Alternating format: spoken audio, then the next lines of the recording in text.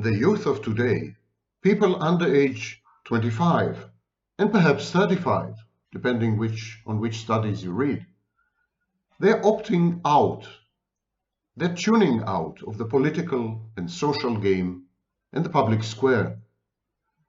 They decline to participate in the life of any collective, not even as rebels. Rebellion is a form of participation. The youth of today, contemporary youth, merely seek to sabotage the established order via mass avoidance, virtue signaling, and self-aggrandizing morality plays, withdrawal, and passive-aggressive resistance. They constitute a new phenomenon, the avoidant revolutionary. And today I'm going to explore the reasons for this: historical, economic, social, and psychological. Stay tuned. As a youthful 64 years old, with a no wrinkles skin and the haircut of the century, I would like to discuss today adulting, also known as emergent adulthood or delayed adulthood, or among disparaging circles, no adulthood whatsoever. My name is Sam Vaknin. I'm author of Malignant Self-Love, Narcissism Revisited, and a professor of clinical psychology. Two facts before we proceed. Now, distinguish facts from opinions. I'll give you a tip. Opinions are not facts. And here's another tip, a twofer. Tip. It's a tip for your edification. Facts are not opinions. So, two facts. Number one, the prevalence of pathological narcissism among people younger than 25 years old is dramatically up when compared to the 1980s. It's a convoluted way of saying that many more young people are narcissists than used to be in previous generations. Here is fact number two. The incidence of depressive illnesses and anxiety disorders among people younger than 25 years old is shockingly a shocking multiple of the incidence of the same disorders and diseases only 40 years ago. So, if you put these two facts together, the outcome is a bit harrowing. A sizable proportion of young people, Millennials and Gen Z, a sizable proportion, are mentally ill. These are facts. I refer you to studies by Twenge, Campbell, and many others. Now, put these facts aside, and today we're going to discuss yet another problem, another phenomenon. The rising tidal wave of narcissism among the young creates entitlement and the need to garner attention. Young people are addicted to attention.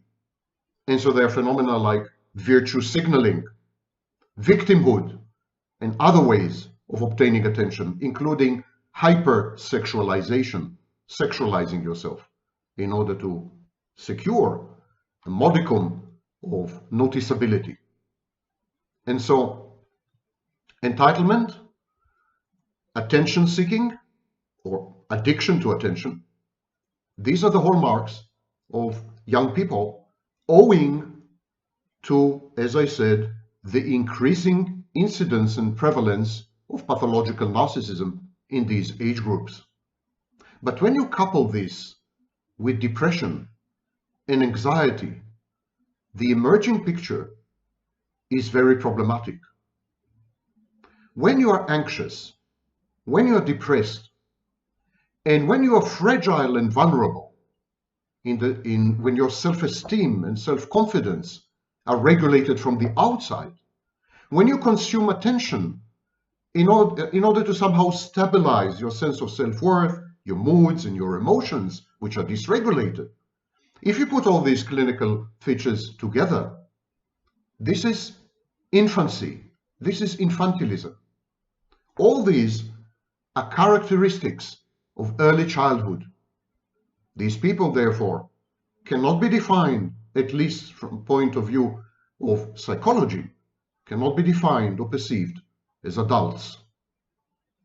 And so, what is true and what is not in our castigation of the younger generations as lazy, indolent, self-indulgent, entitled, narcissistic, and so on and so forth.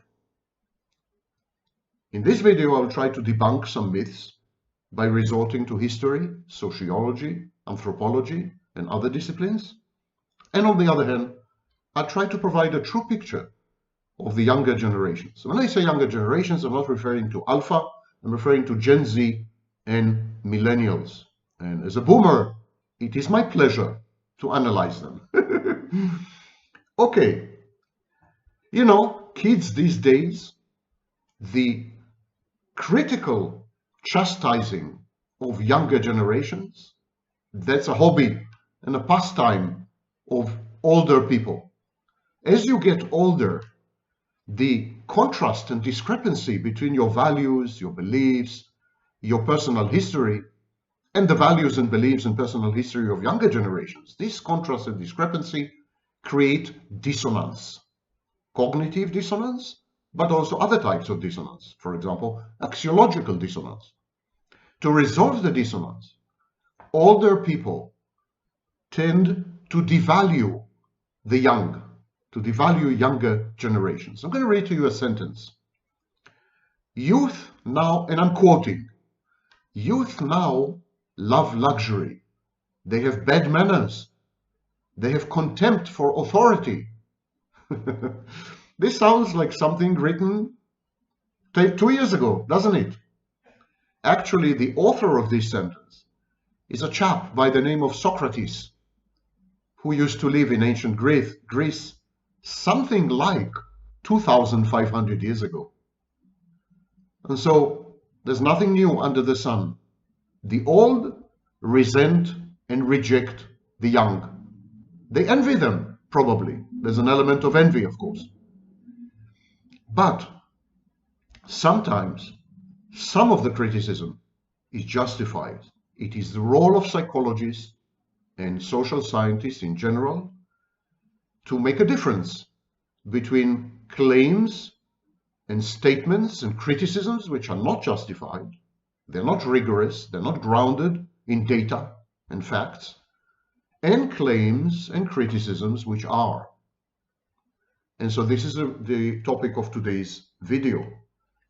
Should we think bad of the young? How justified is this? Of course, young people are always embedded in a highly specific period in history, a specific culture, specific society, values, value systems, especially the economy. As Marx said, it's the economy, stupid. The economy determines many of our behaviors. And this is one of the main tenets and pillars of Marxism, but it happens to be true. Economic constraints, economic processes, economic opportunities or lack of opportunities definitely shape and mold our choices, our decisions, and our behaviors. Additionally, we tend to be forgetful when it comes to history, or maybe just ignorant. History has many lessons to teach us. Comparative history, when we compare ourselves to other periods in history, we gain perspective. We begin to understand, as I said, that nothing is new under the sun, or under the moon, for that matter. So today, all the rage is what is called delayed adulthood, or emergent adulthood. Younger generations are supposed to be resistant to growing up. They don't want to grow up. They don't want to become adults. They have no motivation, no stamina, and no work ethic. Indeed, there is no arguing that the transition to adulthood is a lot more chaotic nowadays, and that the very definition of adulthood is very fuzzy and unclear. We don't anymore have the kind of phases or transitions in life which denote adulthood. We don't have this anymore. People go back and forth. They transition from a childlike phase of life into an adult-like phase of life, and then they transition back to a childlike phase of life. It's as if in postmodern society, every individual can be simultaneously a child, an adolescent, and an adult. It's as if these phases in life are like a menu in a restaurant, and every day you can choose to be something else. Today, you're an adult. Tomorrow, you might as well be a baby. And this simultaneity of periods in life, phases in life, transitions in life, or what Gail Sheehy called passages in life, this simultaneity is very new. Throughout human history, at least recorded history, and probably prior to that, the transition from stage A to stage B to stage C was rigid, predetermined, mainly socially predetermined, and irreversible. That is not the situation today. Traditional adult roles and adult chores and the social control that comes with them are now not age dependent, not even context dependent. These are choice dependent. We choose to act as adults. We decide to adopt certain roles and certain chores. And implied in this choice and decision-making process is our ability to reverse course, to decide to not be an adult, and to not act as one, to not fulfill or undertake certain chores and certain roles. Moreover, each stage in human development is now taking a lot longer. We have learned in the past 50 years that the human brain completes its development outside the womb, and it takes 25 years. Adolescents don't have a full-fledged brain, especially when it comes to executive functions. And the brain finishes its development around age 25. Therefore, the very perception of childhood and adolescence has been extended. We now accept that someone aged 21 is still an adolescent. Twins, the twins. There's the teens and there's the twins. And so as we extend the periods in life or the stages in life, as we accept that childhood can terminate at age 12 rather than 6, that adolescence can terminate at age 25 rather than 18, the very concept of adulthood is cast in doubt, becomes very, very ambiguous and equivocal. And so if we cannot agree on what is adulthood and what makes an adult, how can we discuss the topic at all? A lack of terminology undermines our ability to have a cogent, coherent, and cohesive discourse. Still, I will do my best. Adulthood can be defined in two ways. A biological way, saying you have reached a certain age, now you're an adult. You're capable of procreating, you're capable of working, you have the right musculature, the right genitalia, the right brain, and so therefore you're an adult. It's a biological definition. And of course, the other kind of definition of adult is a functional, societal definition.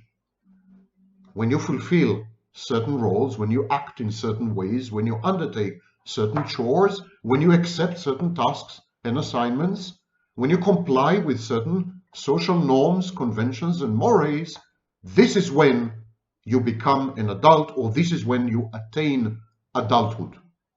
This is the approach in Judaism.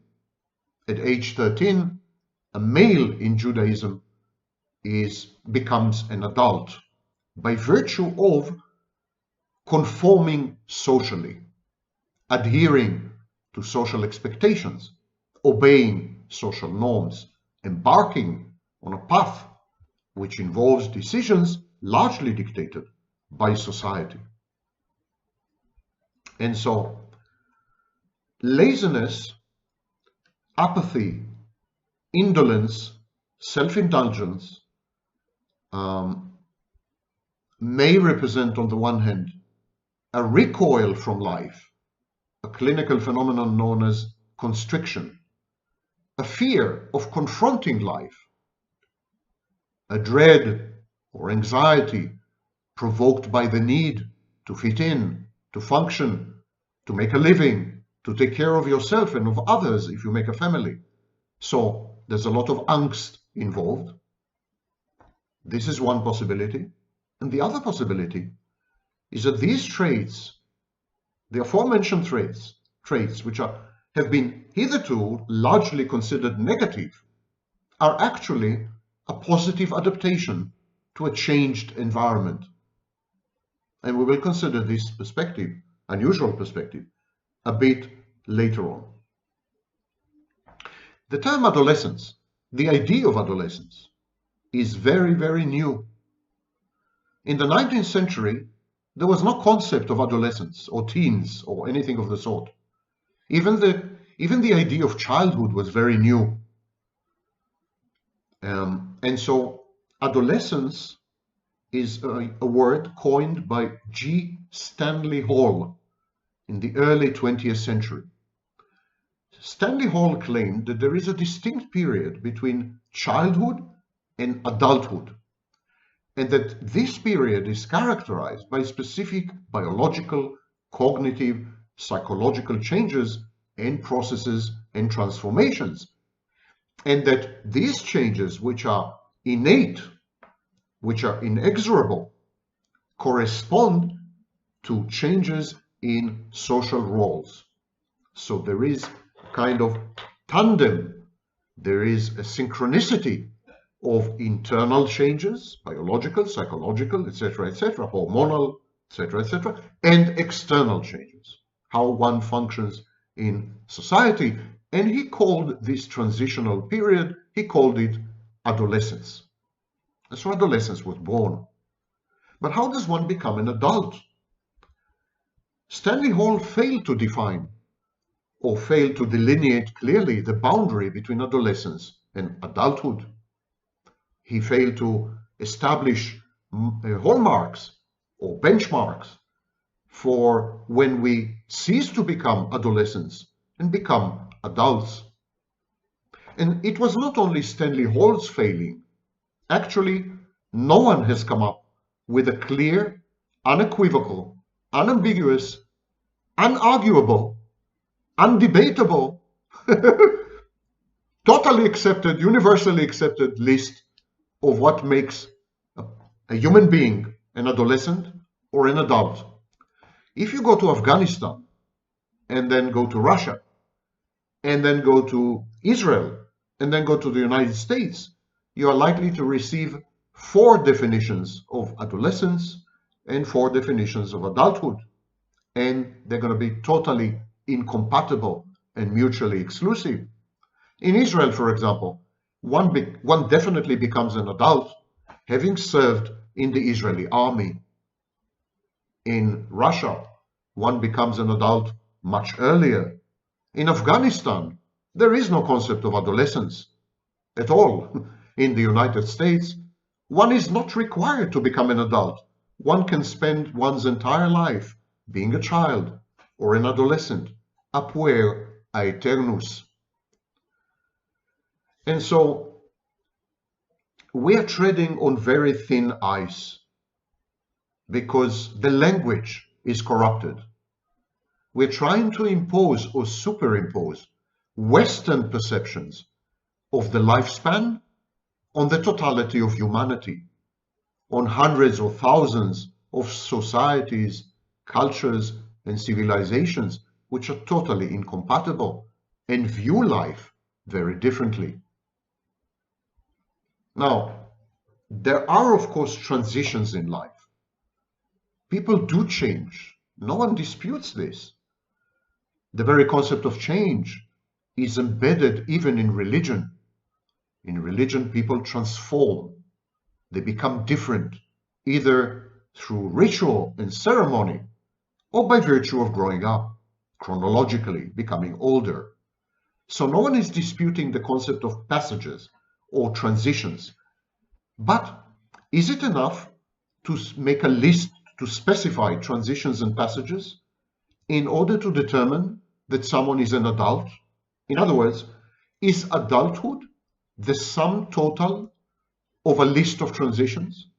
Or is adulthood something completely different?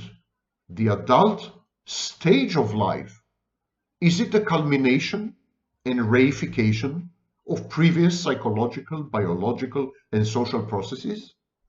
Or is it somehow detached from these processes, a magical turning point when alchemically one becomes someone else? There are people who believe this, and there are people who believe the latter. Even among the scholarly community, there's a grand debate on what constitutes adulthood. Is it an event, or is it a process? And if it is a process, is it the culmination of this process, or is it the end of the process and the beginning of another one? There are no answers for this.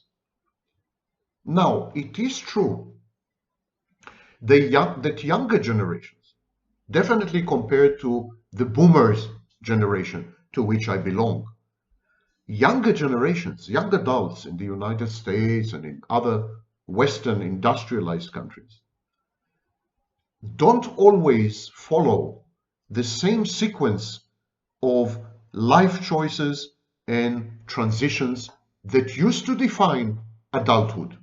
Finishing school, leaving home, entering the workforce, finding a life partner, and becoming a parent. These used to define adulthood.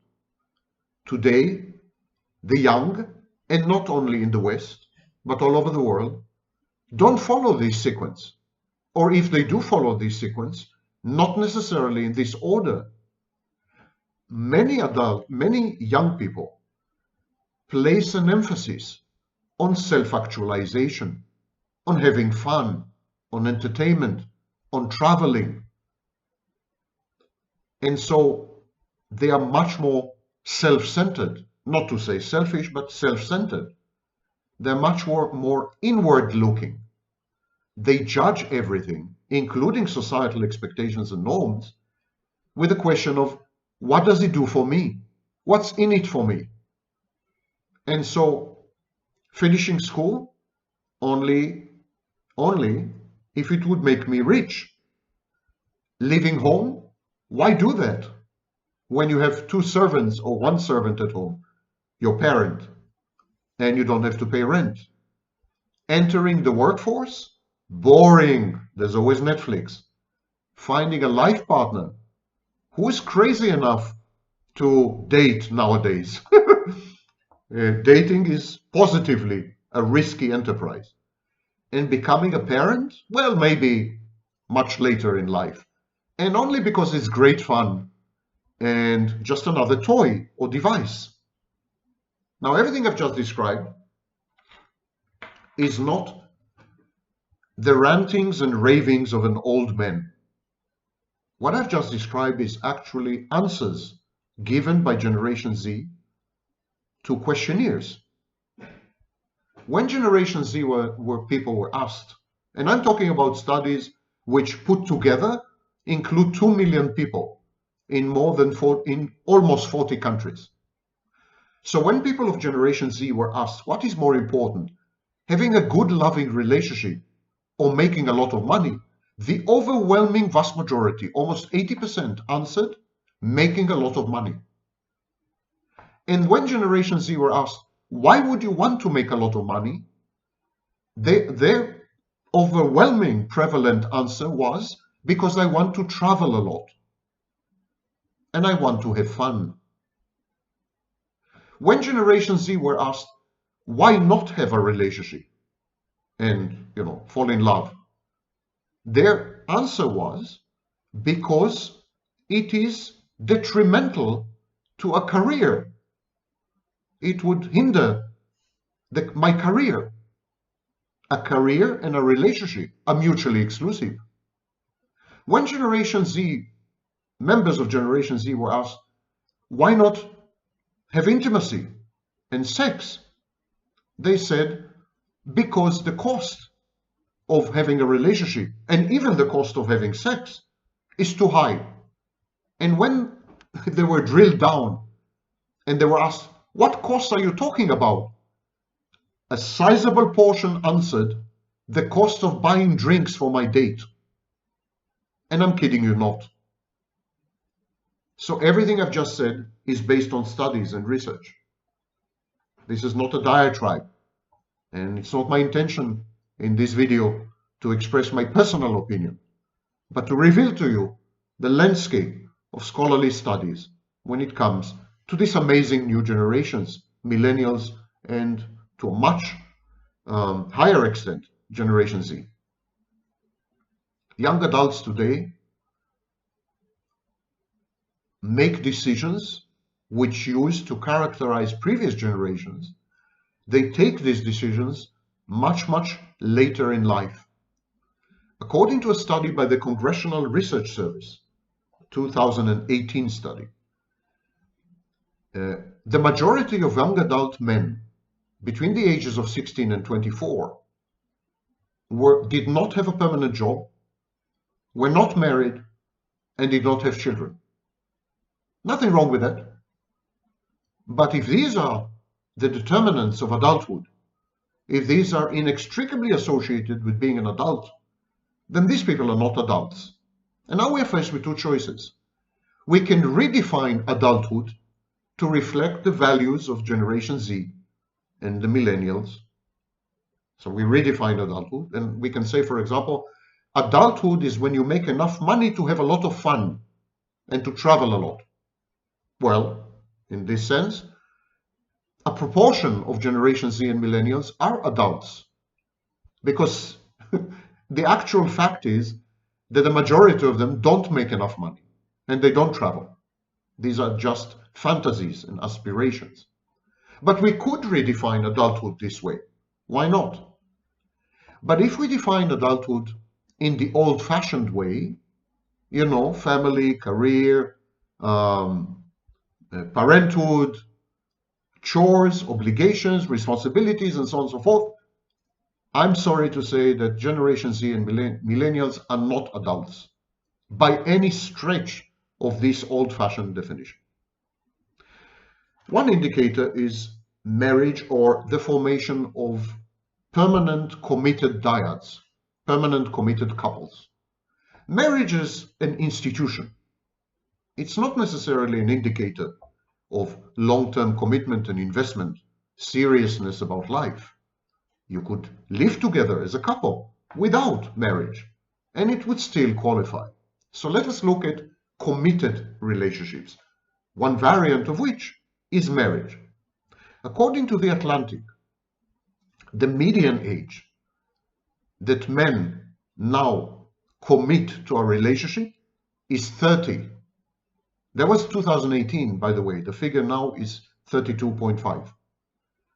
So men wait until they are 33 years old to enter a committed relationship, regardless of its nature. Similarly, women nowadays wait until they are 30, before they settle down with a life partner or a partner, a committed partner. In other words, people under the age of 30 are very averse. They're very much against commitment, long-term relationship, intimacy, sharing, being together, etc. They are highly individualistic. Some would say malignantly individualistic. They're atomized. They're solipsistic. They refuse to work with other people. And by the way, they refuse to work with other people also in the workplace.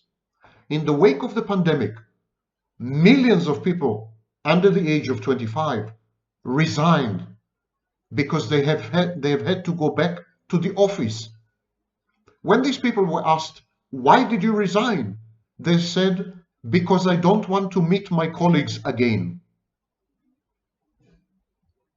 People under the age of 30 regard any human interaction, sex included, to be unpleasant, uncomfortable, onerous, and best avoided. Indeed, the frequency of sex among people younger than 35 has collapsed. People younger than 35 are having less sex than their parents and considerably less sex than their grandparents. And even the number of sexual partners has declined precipitously. People under age 35 are having much fewer sexual partners. Promiscuity is limited to a sliver of this young population, and these are usually people with personality disorders or dark personalities. Sex and intimacy are the main modes of communication among the young. This is a biological fact. This has nothing to do with value judgments, history, sociology, analysis, criticism. Forget all this. It's a fact that sex and intimacy are biologically determined, especially among the young. It's reflected in hormonal balances. In other words, in order to not have sex, and in order to avoid and shun intimacy as a strategy, the young need to invest a lot of efforts. They need to fight this natural urge. They need to fight it actively and proactively. Consequently, for example, the consumption of pornography, which compensates for a lack of sex, consumption of pornography has supernova exploded among the young. The young and the very old, by the way, are the two groups which constitute the bulk of consumers of pornography. And that is compensation for sex. When it comes to intimacy, the young compensate because there's a need, there's a biological need for intimacy at this age. The young compensate by creating fake intimacy, ersatz intimacy, pseudo intimacy. For example, arrangements like friends with benefits or artificial intelligence partners. And so the picture is factually problematic. It's not a question of the values of a specific generation and that we always chastise and criticize the young, and it's all true, but there are serious factual problems, serious real problems with the younger generations. In a minute we will see why. This delayed adulthood of millennials and Gen-Zers is a strong indicator of immaturity, some kind of giving up on life, an apathetic attitude. Laziness and indolence are usually strong indicators of a depressive reaction. And when you avoid life, when you constrict your life, when your life is comprised of 2 cats and 1 Netflix, more or less, and going and coming back to a job that you detest and hate, then of course you are depressed and you avoid responsibility and accountability and you become highly self-indulgent. You're trying to cater to your depression and anxiety by self-soothing. There's a variety of self-soothing behaviors which are much more common among the young than among other generations. And that includes eating disorders, drug abuse, substance abuse, etc., etc. They're much higher among the young than among older generations. And so when we look at people in their teens and 20s. There is definitely a delay in adulthood. There is a discordance or dissonance between the adult experience of previous generations and the adult experience of these young generations. Many of these young generations finish school, but other hallmarks, other determinants, other signs of adulthood are delayed. For example, driving a car, obtaining a driver's license, drinking alcohol, gun ownership in the United States. Other indicators of adulthood are delayed by years among the young. By years. Now, some would say it's great that these people don't drink, and it's great that they don't own guns. What's wrong with that? Nothing's wrong with that, except the motivation for not drinking and the motivation for not driving and the motivation for not owning a gun is pathological. It's not the outcome of some value judgment or the outcome of some decision to make the world a better place.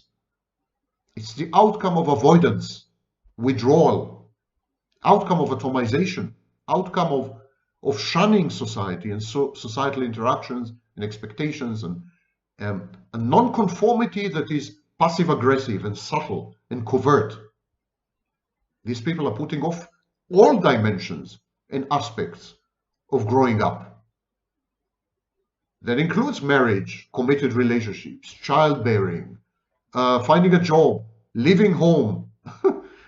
I mean, 1/3 of people under age 35 still live with their parents. In a minute, we'll come to the reasons for this, but the fact is there. So, these propensities and proclivities of the young distort the institutions which allow people to socialize. Early in life, we undergo a psychological process known as socialization.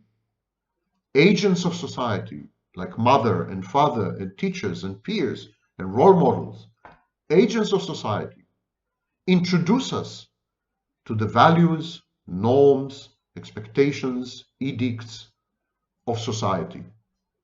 Agents of socialization allow us to learn how to behave socially and sexually. These are known as sexual scripts and behavioral scripts.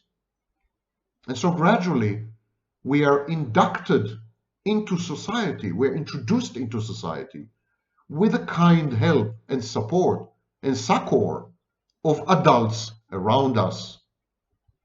But if adults don't exist, or if people around us are not adults, the whole process of socialization falls apart, and society's ability to function is severely hampered. And so, when you look, for example, at modern dating, you see this in action. Because the participants in modern dating are infantile, they haven't grown up, they're not adults. The very institution of dating became infantilized. Similarly, when you hold a job, when you have a career, if you are not an adult, you're not likely to assume responsibility for your actions.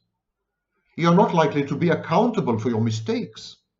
And you're not likely to take pride and respect your profession, because that's what adults do, not children or adolescents. So the corruption of the individual, the inability of members of Generation Z and Millennials to become adults, reflects on society at large, undermines it, ruins it. It's not a question of decadence.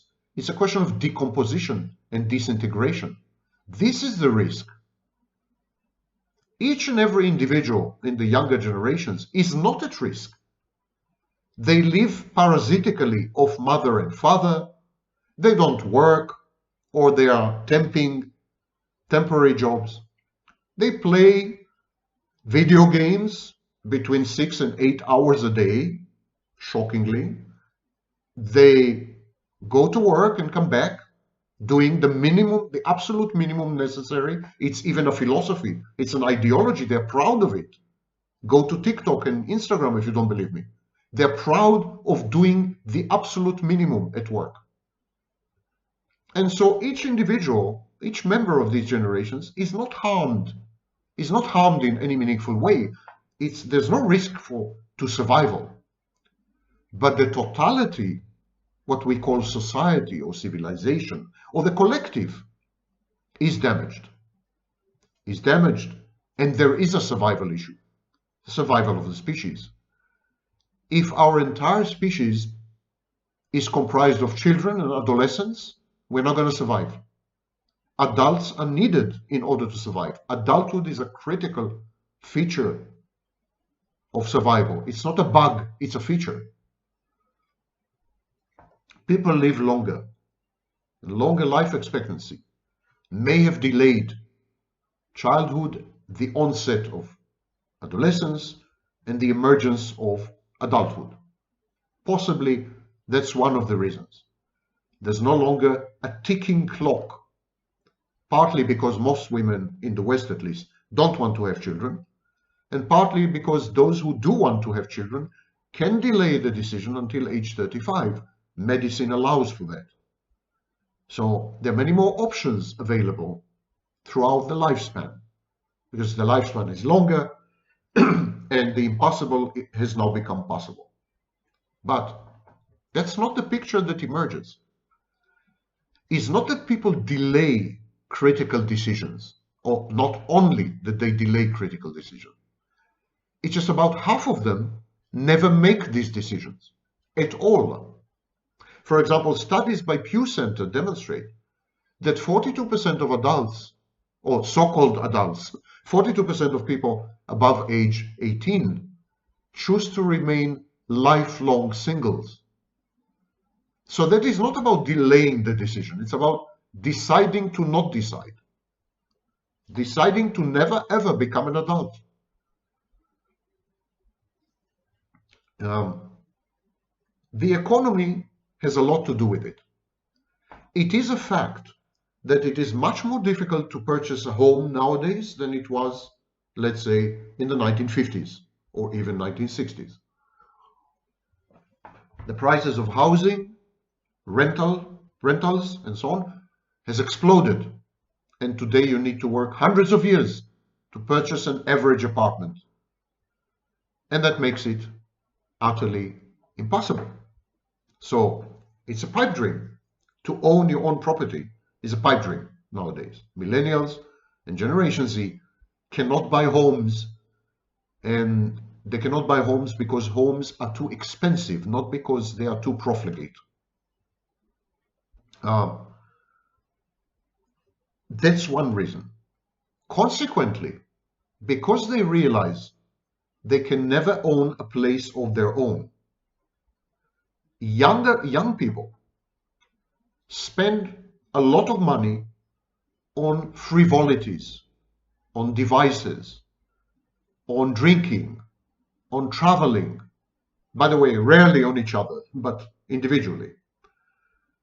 So having given up on life, essentially, having given up on personal autonomy, on independence, on agency, self-efficacy, having resigned themselves to being lifelong dependents on their parents or on the state, having adopted the parasitic mindset as justified by reality, these young people nowadays have redirected their income, or the distribution and allocation of their income, to entertainment, fun, self-gratification, and self-indulgence.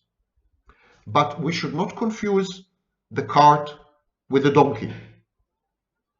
The reason for this reallocation of economic resources, the reason for the fact that young people do not invest their income productively, but just squander it away on entertainment and fun and other non-productive issues.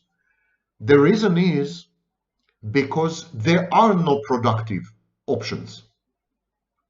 It's not that the young don't have enough money to buy a home because they've spent the money on avocado salad and on clothes for their cats. That's not the reason.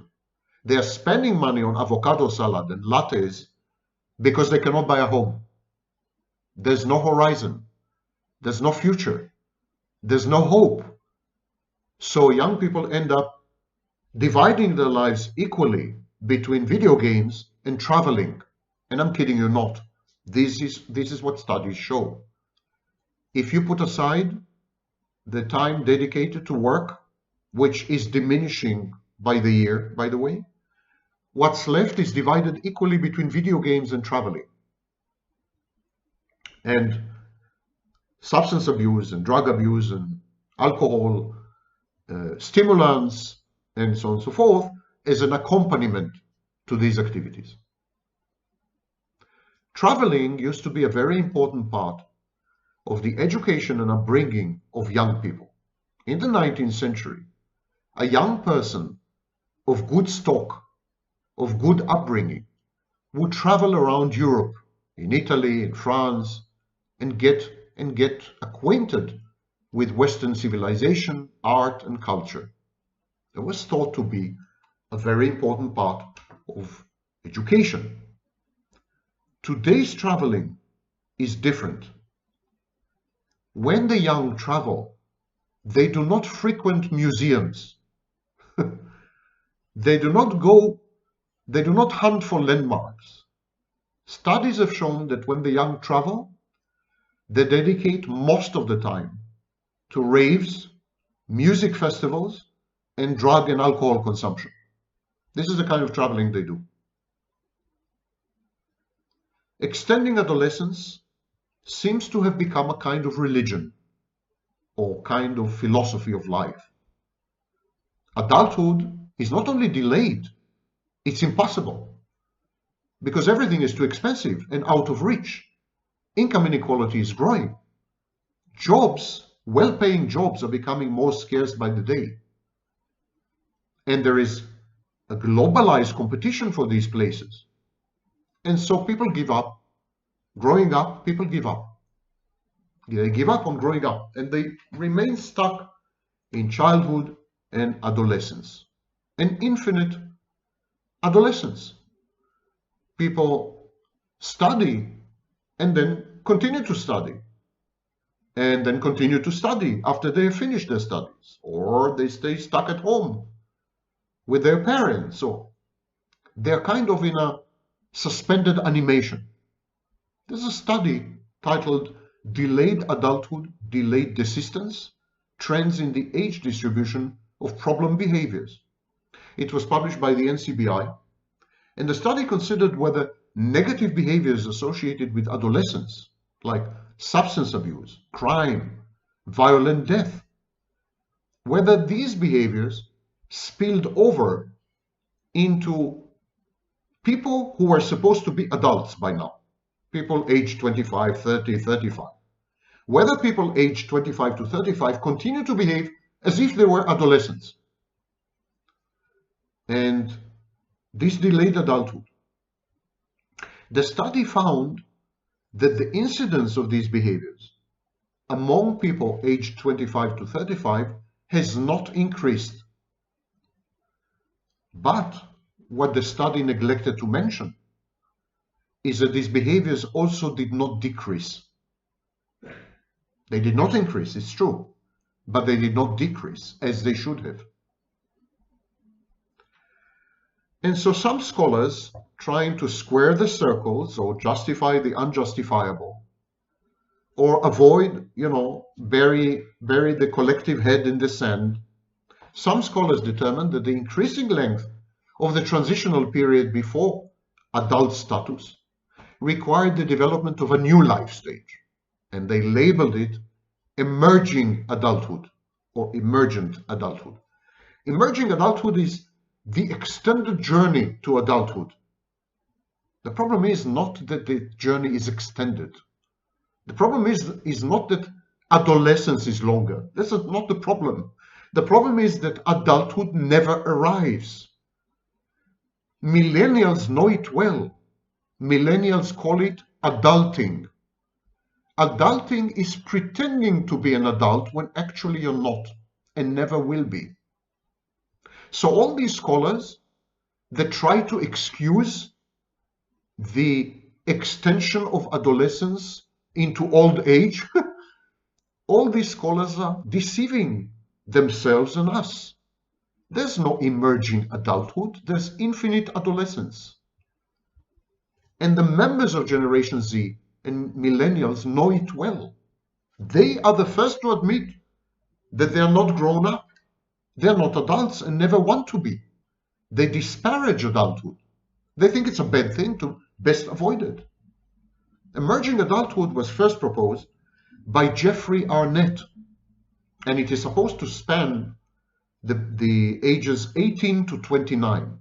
Arnett said that in post-industrial societies, it has become a culturally institutionalized period of self-focus, instability, identity exploration, feeling neither adolescent nor adult, with a sense of anxiety, but also of exciting possibility.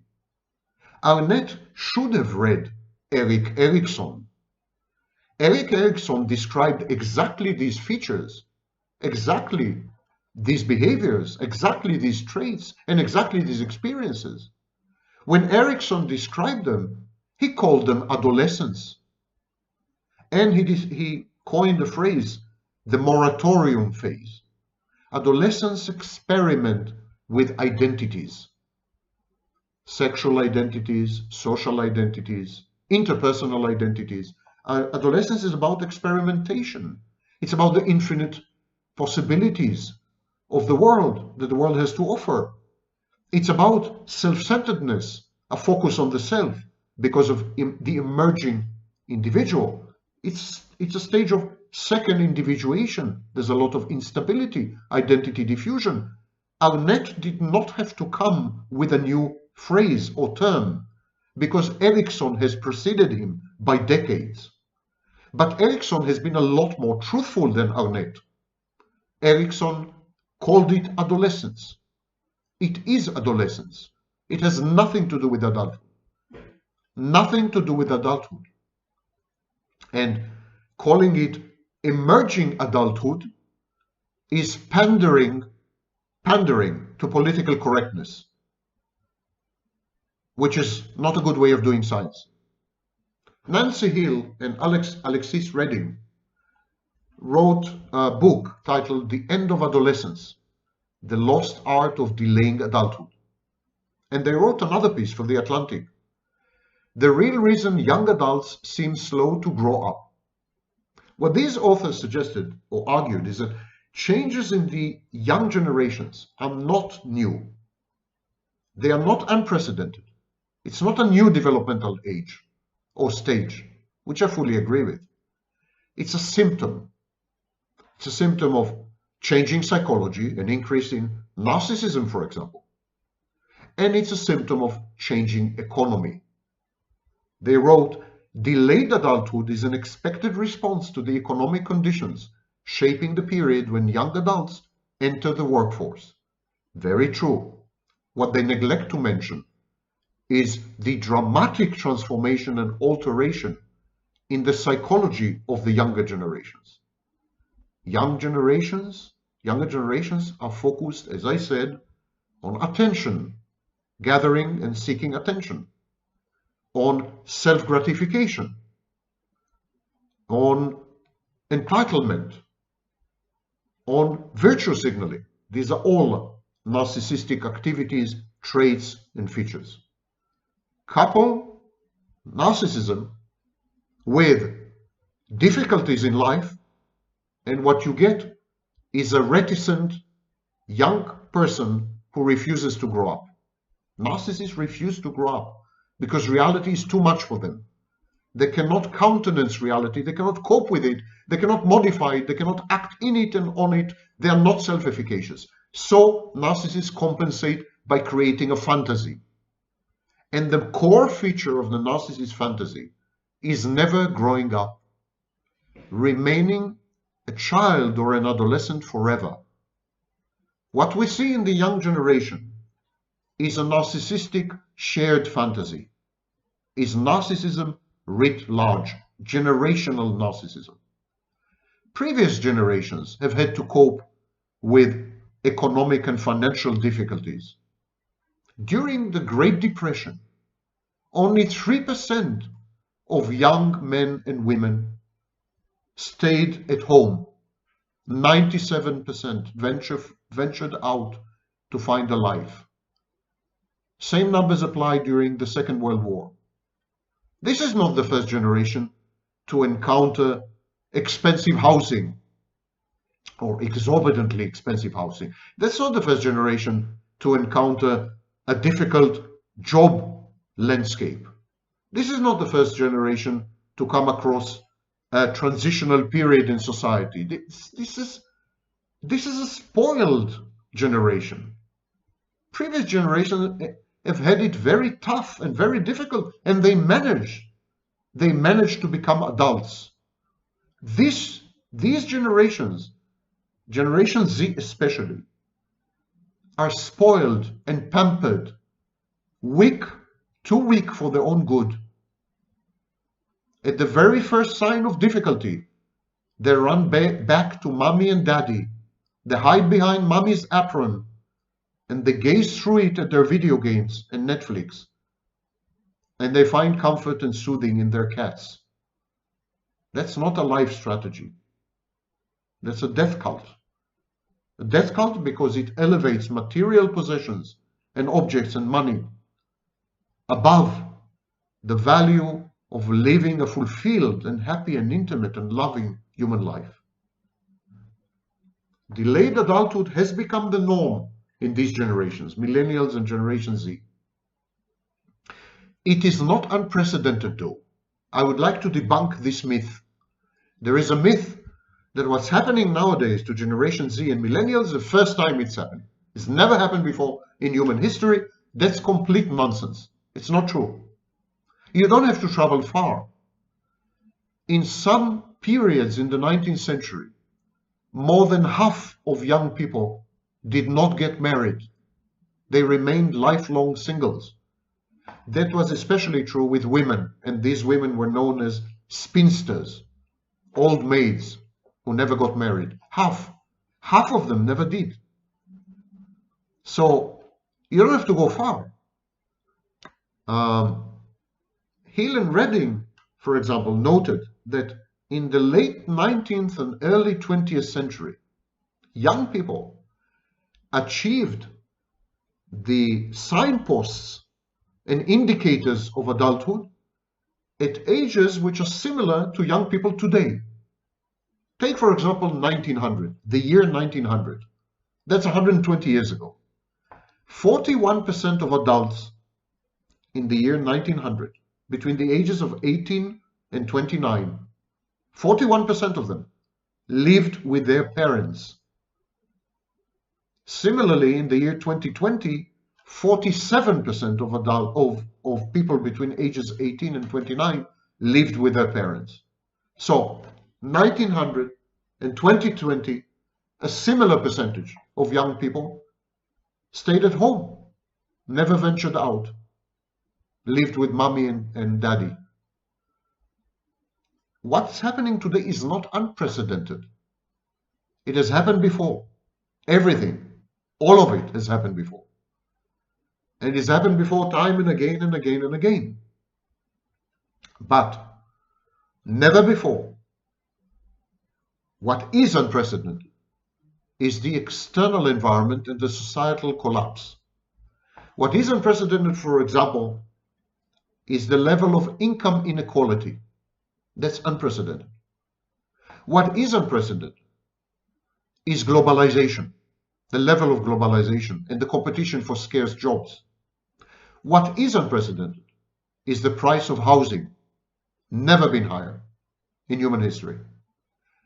What is unprecedented is the fact that people in the 19th century who were single, people who couldn't find a partner, people who didn't create families, people who lived with mother and father because they couldn't afford to grow up and become adults, these people felt very bad about it. Very bad. Society mocked them and they criticized themselves. They were self-critical. They felt that they were failures and losers. They had a strong motivation and incentive to change their conditions, to become adults. While people today, young people today, are proud of the way they live. They brag about it. They think it's cool. In other words, delayed adulthood or no adulthood has become an ideology. Ideology. Now people are committed ideologically to not growing up because adults suck. Adults are bad. Adults are evil. The world of adults is best avoided. It should be shunned and should be torn down, should be brought down. And so you see, for example, that the biggest cohort, the biggest group, the greatest group of population who vote for autocratic dictators and wannabe dictators like Donald Trump are people under the age of 30. People under the age of 30 support overwhelmingly terrorist organizations, criminals, dictators, because they want to destroy the system. They believe in destruction. In this sense, they are nihilists or anarchists. Majority of people under age 30 consider democracy, certain types of political rights and so on and so forth to be wrong and outdated because they believe that adults have created an environment which is anti-youth.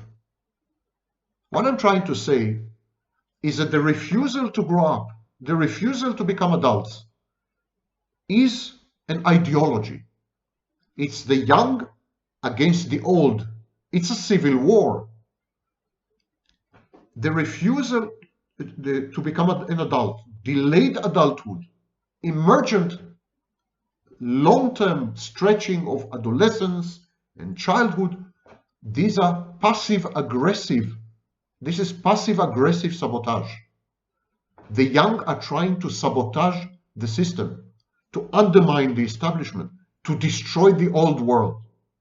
And they do this by refusing to participate in reality, by withdrawing from reality. And they withdraw from reality by not growing up. When you do not become an adult, you don't play the game. And when you don't play the game is done and finished and gone. The game critically depends on participation. Non-participation is a form of civil resistance, passive-aggressive sabotage. And that is what the young are doing nowadays. And they choose populist leaders with authoritarian, dictatorial leanings because they believe that these kind of leaders will help them to destroy the establishment, to ruin the existing order, and to replace it with something else or new, which is not even defined. It's fuzzy. Young people nowadays are destructive, self-destructive, but also destructive. Their motto is destruction. That's why you see people in support of Al-Qaeda and Hamas and Hezbollah and ISIS. And I'm not talking about young Muslim fundamentalists. I'm talking about 20% of people under the age of 25 in the West. Why do they support these nihilistic or Islamist terrorist organizations? Because they are terrorists. They promise to destroy everything. Destruction has become the idol of the young. They believe that existence has become intolerable and unbearable, and they must tear down everything. And of course, this kind of approach to reality creates anxiety and depression. So if you believe that the world is hostile to you, if you believe that the world does not and will never afford you opportunities, if you believe in a kind of ambient atmospheric conspiracy against the young, if you believe that no matter what you do, no matter how hard you try, no matter how much you invest, you will never get anywhere.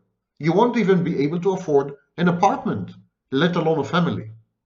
If you believe in this, and if this happens to be reality, then of course you would be anxious. Of course you would be depressed. Of course you would become narcissistic. Narcissism is a compensatory defense against intolerable reality. Of course you would become psychopathic.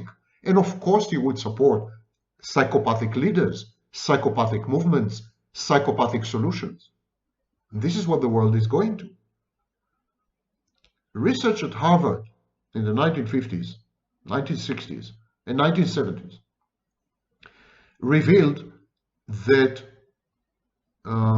students throughout these decades felt anxious, lost, pressured, uncertain about the transition to adulthood.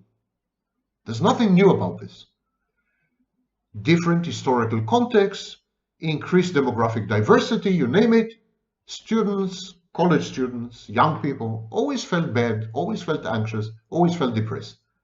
But it was a small, negligible minority. Now, it is a very sizable minority and soon to become majority. The rates of depression and anxiety has gone up 300% and 500% respectively among the young within 1 decade. The young complain about money. The young are obsessed with money actually, perhaps because they don't have it. When you talk to the young in studies, structured interviews, when you read what the young have to say, when you go on social media forums and TikTok and whatever, there is an absolute obsession with money.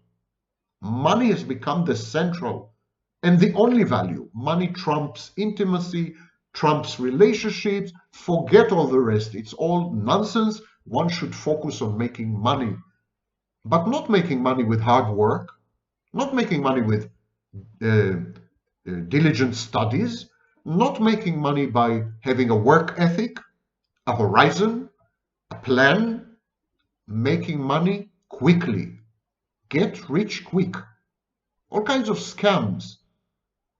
This is the new religion of the young.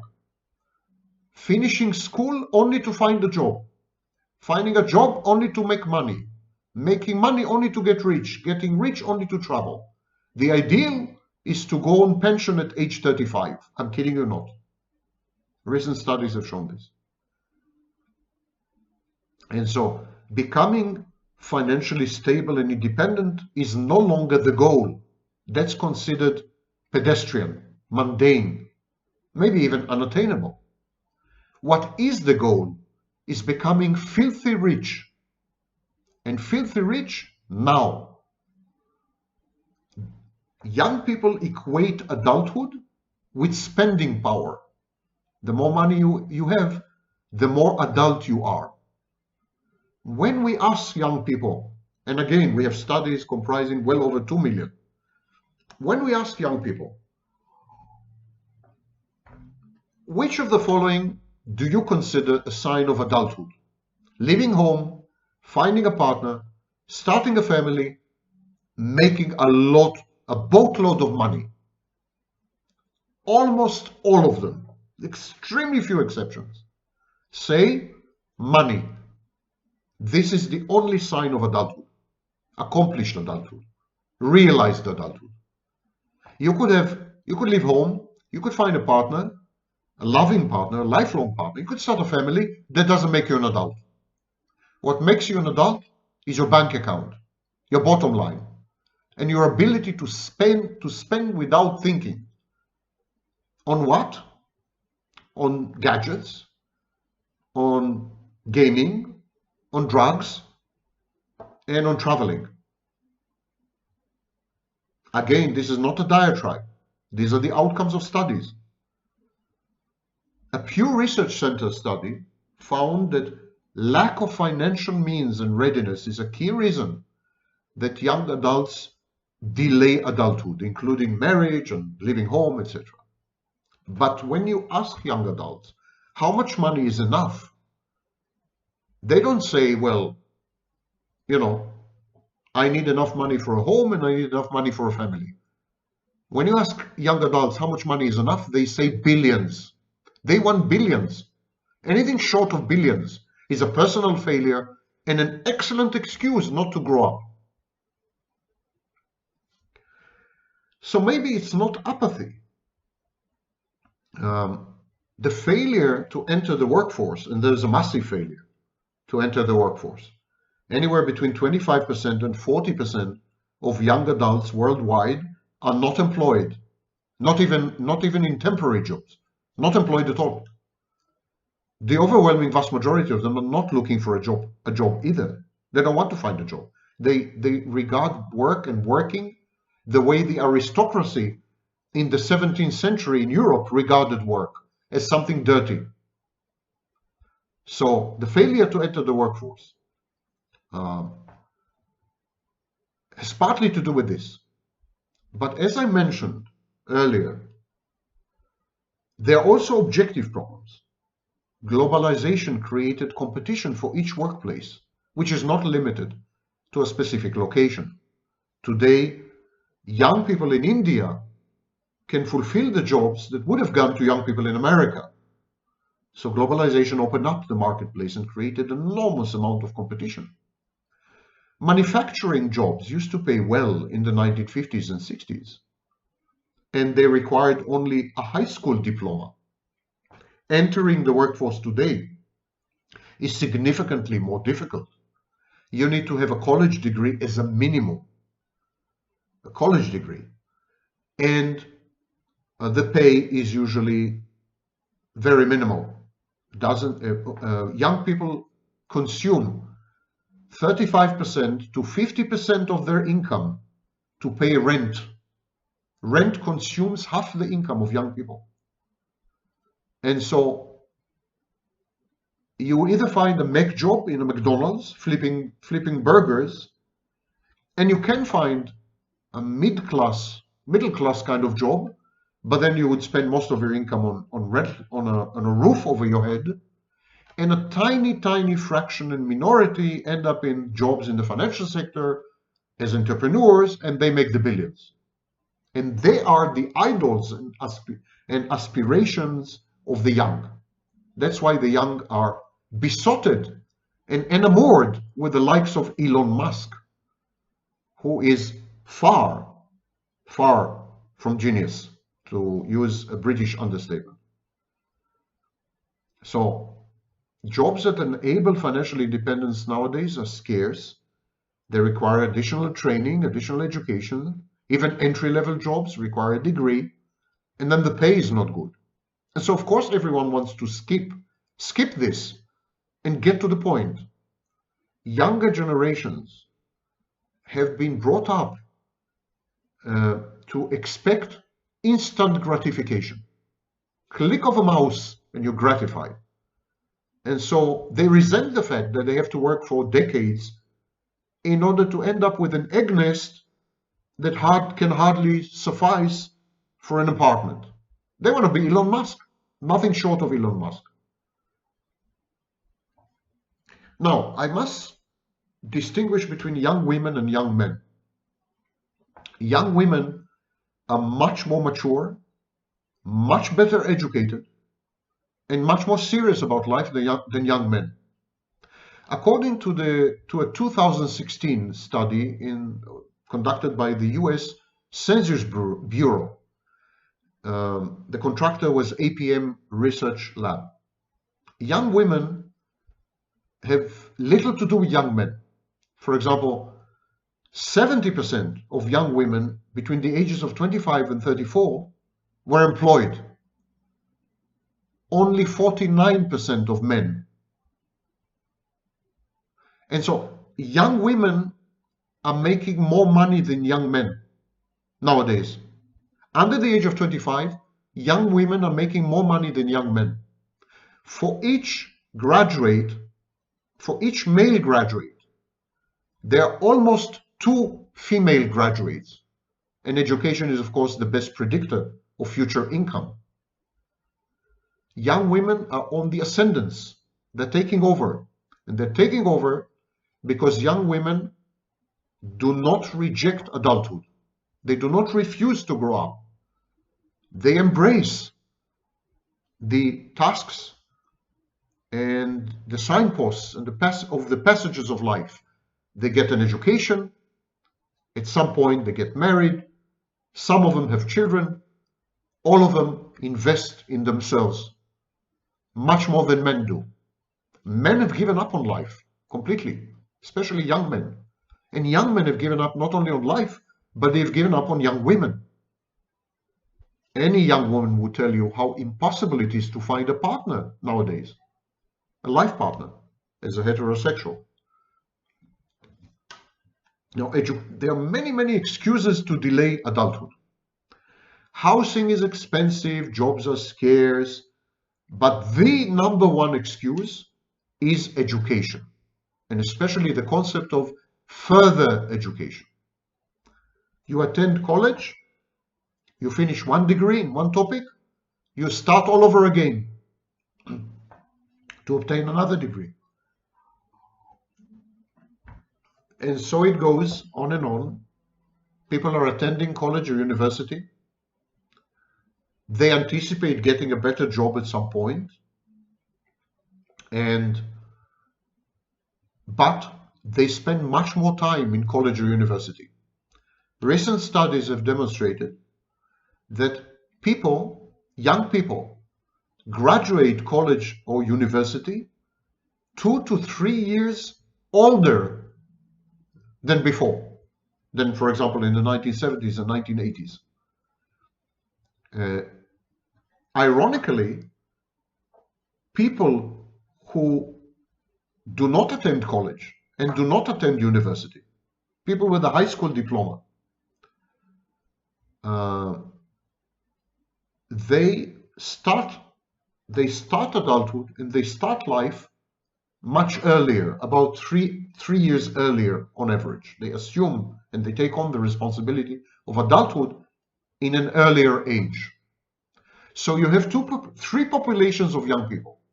You have young women who are serious about life, highly educated, earners, providers. They end up being single mothers in about half the cases. So you have young women. You have young men and women who have never gone to college, never gone to university. They're high school graduates, and they start life much earlier. They marry much earlier. They have children much earlier. They become adults much earlier, about 3 years earlier. And the vast majority of Generation Z and Millennials who actually delay adulthood, refuse to meet life head on, to assume the challenges of being an adult. And of course, the more you study in university or in college, the more money you need. And so young adults take credit, loans, student loans, and student debt. And the amounts are enormous. The average, the median loan is $25,000, but many, many young adults have student loans, student debts, which amount to $100,000, $125,000, $150,000. And so this student debt and student loan is a problem, a lifelong problem, which retards growth, stunts the young adult's ability, adolescent's ability or young teen ability to become an adult. The more debt you assume, the more credits you take in order to study, the less you are able later on in life to invest in a family, in a home, because you have to pay back the loans. Student debt is the number one reason given by young people to delay important life decisions and milestones, including moving out, getting married, having kids, buying a home, etc., etc. So education became a way to delay adulthood. Rather than become an adult, people go to university or to college, they assume huge amounts of loans and debt, and this way they have an alibi, they have an excuse for not growing up. I can't grow up right now. I can't be an adult right now because I have to pay back my loans. I can't be an adult right now because I'm studying. And while I'm studying, mother and father should support me. Education became the number one way to avoid the responsibilities and chores of life. And so, when you look at universities and colleges, college students are actually young adults who refuse to be adults and use or leverage education as a way to avoid life and reality. I mentioned housing costs, and of course, housing costs play a major role. People can't afford a home of their own, and many people cannot claim to not be able to afford to move out. But we should distinguish the two claims: that they cannot afford to purchase an apartment or a home or a residence of any kind. That part is true. Housing costs are explosively, exorbitantly expensive. But that they cannot move out is not true. Though rental costs are very high, if you agree to share your habitation with others, rental cost is actually as low as it used to be in the 1950s. In other words, the problem with young adults is not that rentals are very expensive. It's that they refuse to share. They refuse to share. They don't want to cohabit with another young person. They could share the rental costs, and then the rental would be, acceptable and tolerable, not prohibitive. But to do so, they need to share the apartment with someone. And today, young generations refuse to do that. They would rather live with father and mother than share an apartment with someone. Sharing in general has a bad name. Sharing, cohabiting, spending your life with someone, intimacy, relationships, any interpersonal interaction has a very bad name. Even having to go to work with your colleagues, that's a nightmare, rejected by young people.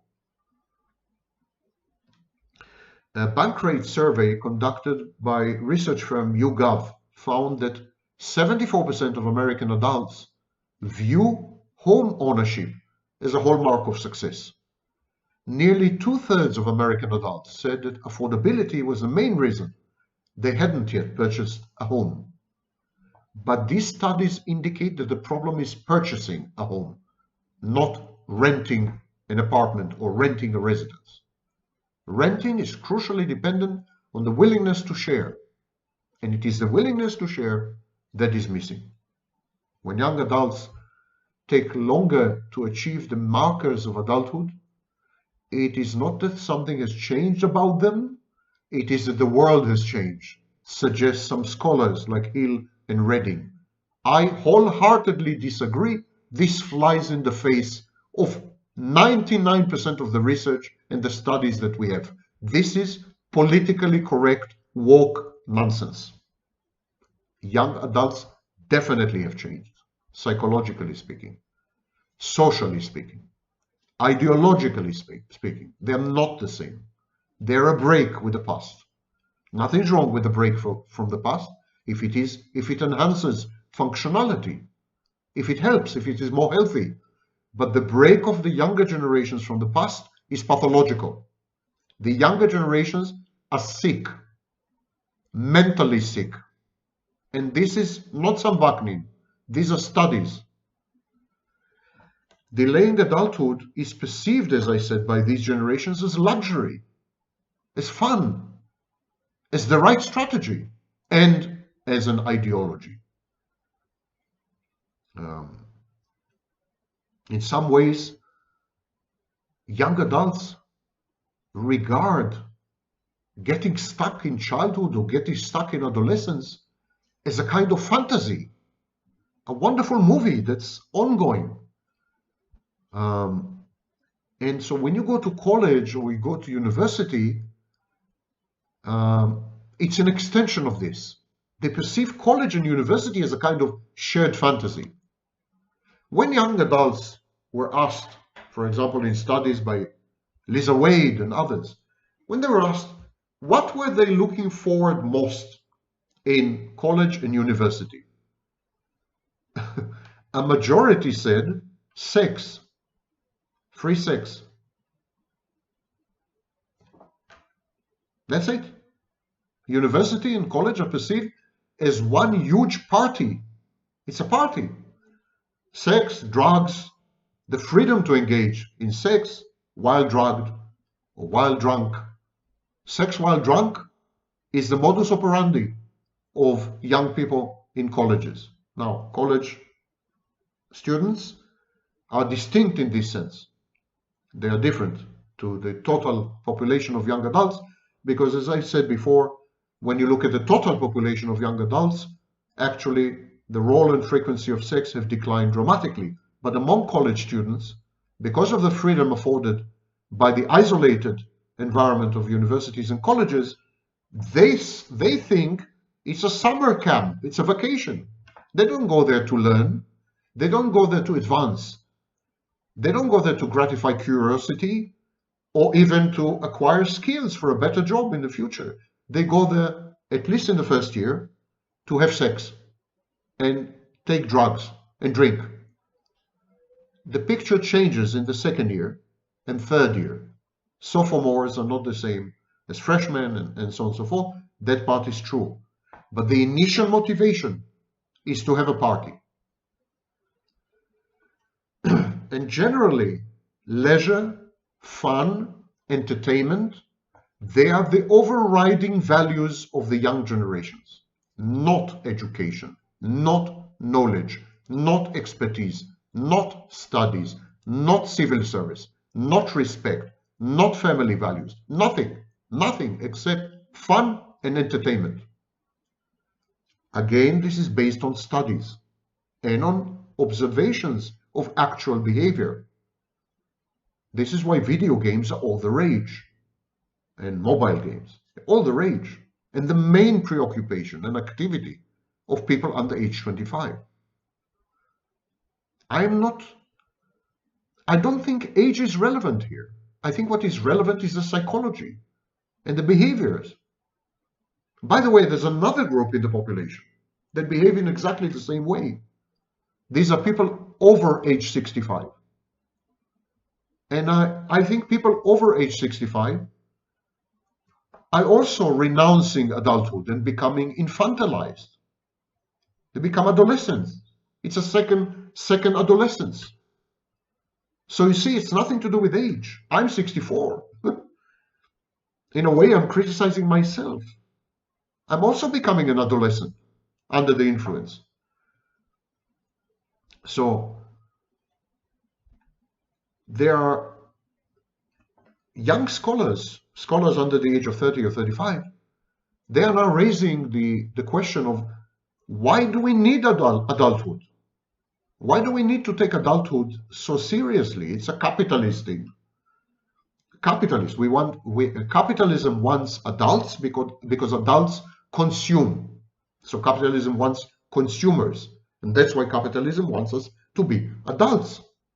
You know, it's good for the real estate industry, the marriage industry, the family industry, all the concepts of adulthood. The concept of adulthood is a manipulative strategy, a manipulative ploy of the elites, the capitalist elites. These traditions are forms of social control. Adulthood is bad for you. Now, the same intellectuals have taught us in the 50s and 60s and 70s that marriage is bad for you, the family is bad for you. And now they're coming for adulthood. Adulthood is bad for you. It's a logical extension. If family is bad for you and marriage is a form of slavery, then of course adulthood is bad for you, because adults get married and create families mostly. And so they're trying to reject adulthood out of hand and altogether. And some of them are trying to redefine adulthood in a way which would actually reflect adolescence. So they're trying to reframe adulthood as some kind of other type of adolescence. I mentioned Arnett's work, yeah? So the US Census Bureau notes that over half of Americans did not feel that marriage and parenthood have anything to do with adulthood. I'm kidding you not. Half of Americans say that to be married and to be a parent, there's nothing to do with adulthood. So what does have to do with adulthood? You guessed it right. Money. Money. So, according to the US Census Bureau, half of all Americans think that the hallmark of adulthood, the proof of adulthood, is that you have money because you are employed, and you're employed because you chose the right education. So even education is an instrument of making money, not a goal in itself. There's nothing interesting about education. It's boring, it's repetitive, it's routine, it's rote, it's biak. It sucks, but unfortunately, it's the path to money. And without money, you're not an adult. Even if you're married, even if you have children, even if you're a responsible citizen, even if you're a pillar of your community, even if you do everything right and you're a good person, essentially good person, empathic, supportive, loving, caring, compassionate, and all these were listed, all these were considered irrelevant to adulthood. Only thing relevant to adulthood was money. And when you cross-cut, when you cross-analyze or meta-analyze the study, you see that these half of all Americans who came up with this response were under age 35. A lot of the criteria for adulthood depend on context, on period, on culture, on society, of course. In some cultures and civilizations and societies, owning weapons and fighting is proof positive of adulthood. For example, Israel. For example, many Muslim countries. And so it's true that we cannot have a universal definition of adulthood. But I think there are two core components of adulthood, regardless of how adulthood manifests, how it is expressed, what specific behaviors and choices are associated with adulthood. There are two things that are immutable, never change, at the core of adulthood. Number one, responsibility. Adults are responsible for their choices, for their decisions, for their actions, and for the consequences of all these. Responsibility, of course, which goes hand in hand with accountability. Number two, agency. The belief or the conviction that you're a master of yourself and of your life, and therefore you should behave in ways which are conducive to a society which is essentially empathic and helpful and good to live in. Agency and responsibility. And this has nothing to do with income, gender, period in history, location, religion, culture, civilization, racial background, ethnic background, nothing to do with any of this. All adults are agentic, all adults are responsible. Millennials and Generation Z refuse to assume both. They claim to have lost agency because of objective circumstances, like the rise in housing costs, feminism, you name it. And consequently, they refuse or decline to accept responsibility. They are irresponsible and non-agentic in principle, and they're proud of it. It's part of an ideology. There's no partnership. Each and every individual in Generation Z and Millennials is out on his own. When they do collaborate, for example, in mass protests, the collaboration is more about virtue signaling and destroying the existing order. Damaging, it's destructive. Social activism of Gen Z and Millennial is ostentatious, victimhood-oriented, and utterly destructive. This is not a pretty sight. These generations have a lot to answer for. The choices they're making will shape the world in the future. But the choices they're making may mean that the world will not have a future at all.